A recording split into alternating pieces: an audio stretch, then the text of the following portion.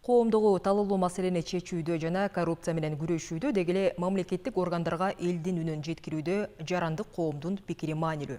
Мындай пикирлер коомдук кеңештердин жана мамлекеттик органдардын мамлекеттик саясатты жана программаларды ишке ашыруудагы кызматташуусу боюнча жыл сайын өтүүчү конференцияда белгиленди.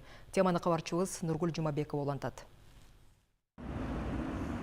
Коомдук кеңеш эл менен бийликтин ортосунда көйгөйлүү маселелерди чече турган аянтчага айланды. Учурда 36 министрлик жана мекемеде коомдук кеңештер түзүлгөн жана алар тарабынан коомдогу олуттуу маселелер талкууга салынып турат. Мамлекеттик органдардын өнөктөшү болуп, элдин үнүн мамлекеттик органдарга жеткирип, ал эми мамлекеттик органдардын ишиндеги кемчиликтерди, коррупциялык көрүнүштөрдү коомго ашкерлеген коомдук кеңештер орду, ролу олуттуу экенин далилдей алды.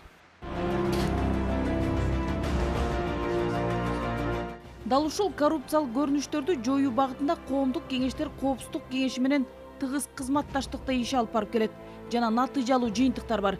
Коопсуздук кеңешинин катчысы аймактарды өнүктүрүү жана өлкөнү санариптештирүү жылында да жемкорлукка каршы жигердүү иштер улантыларын белгиледи. Была проведена очень большая эффективная работа. Аймактарды өнүктүрүү жылында коомдук кеңештер менен чогуу системалуу коррупцияга каршы күрөштө чоң иштер жасалды. Коррупция гана эмес, айрым мамлекеттик органдарда мыйзамдардын аткарылбаганы ачыкталды.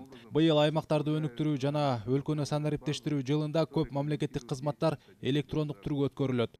Коомдук кеңештер жөнүндө укуктук ченемдик база ишти жигердүү иш алып барууга толук укук бере турганын белгилеген вице-премьер-министр бул институтту дагы өркүндөтүү учур талабы экенин билдирди.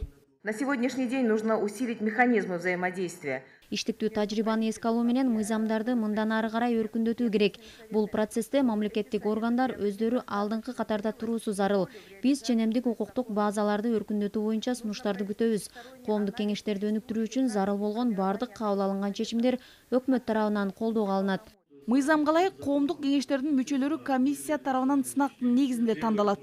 Коомдук кеңештердин курамына талапкерлер жарандар, уюмдар тарабынан жана өзүн өзү көрсөтө алат. К началу 2019 года 2019 жылдын башында тандоонун 3-чү айланпасы башталды. Мыйзамга ылайык алар 2 жылга тандалат. Мамлекеттик жана муниципалдык кызматта иштеген, соттолбогон активдүү жарандык коомдук өкүлдөрү коомдук кеңештердин мүчөлөрүн тандоо боюнча комиссияга арыз менен кайрыла алат.